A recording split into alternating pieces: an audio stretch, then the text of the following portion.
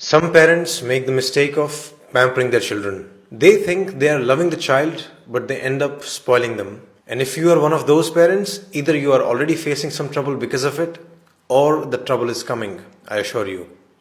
What kind of trouble? You have probably made your child's life so comfortable that they now fight with you the moment you ask them to do something difficult or something they disagree with.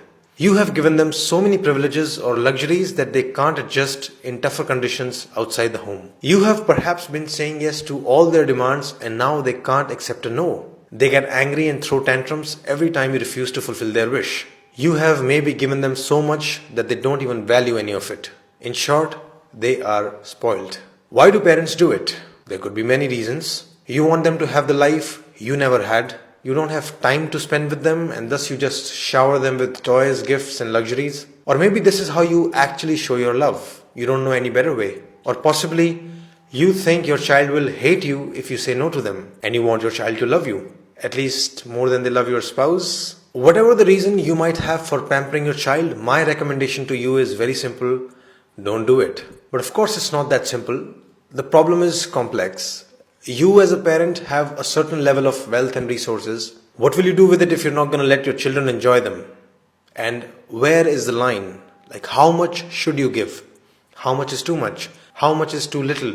There is obviously no measurable or one size fits all answer for this. As the cliche goes, it depends. But I'm going to give you a framework to think about this problem. Consider following points. First, try to predict and answer this question. When this child becomes an adult, would they be able to sustain the current level of privileges or not?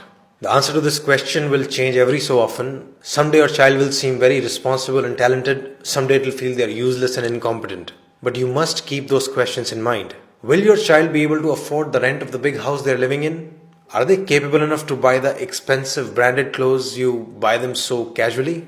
If not, how will the future look like?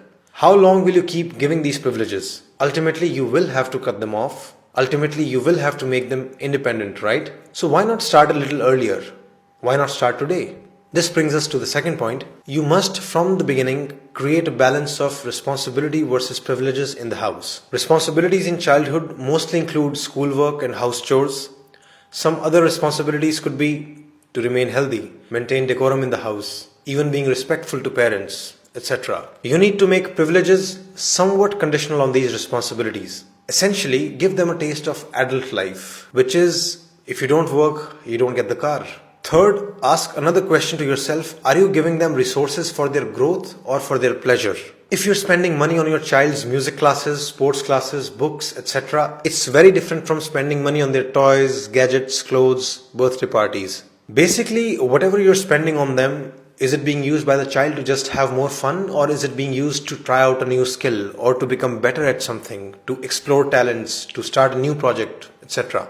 The problem would begin when you start spending excessively on their fun without proportionately spending on their talents and growth. So make sure you're investing proportionately in their joys and their talents. Fourth, are you making them grateful towards what you're giving them? If you think, oh, I'll give them everything and then in future the children will love me. Bad news. It won't happen like that. They will most likely take everything for granted. More often than not, you'll just find them complaining about the things they didn't get. So it's your job to make them realize the value of what you're giving them. It's your job to make them thankful for it. It's your job to tell them that millions and billions of people probably don't have the same privileges. They must realize the value of everything you're giving them for free. Like, why spend so much money and time on them only to be hated later? You give them everything and they grow up resenting you and not talking to you? What's the point of it all? Who did you do it for? So gratitude must be taught to them explicitly. And first step there would be to show gratitude to your own parents consistently. Fifth, you must make your child experience no from time to time. They must learn to deal with it. Of course, don't do it arbitrarily. Say no only when you have good reasons to say no, but do say it when needed. The main thing here is to learn to not be afraid of the child's anger or tantrums. In fact, if they show tantrums or anger, then you'll have to become even more strict in saying no. Your goal is to make sure that they accept your no with respect. And your objective is to teach them that their anger and tantrums will never turn a no into a yes. If you get scared and say yes to avoid fighting with them, you're only making them stronger. This is basic operant conditioning. By letting their anger win, you're reinforcing their bad behavior. In fact, if they show bad behavior, you need to not only stand your ground and stay firm, but you can even go on to cut additional privileges. Say no to something else as well, just as a lesson to them. As a parent, you must strive to have the authority to say no and still be respected. Finally, follow the cliche because it's very true. Your time is the best gift. Children need your time, your love, your care. That's really the biggest gift.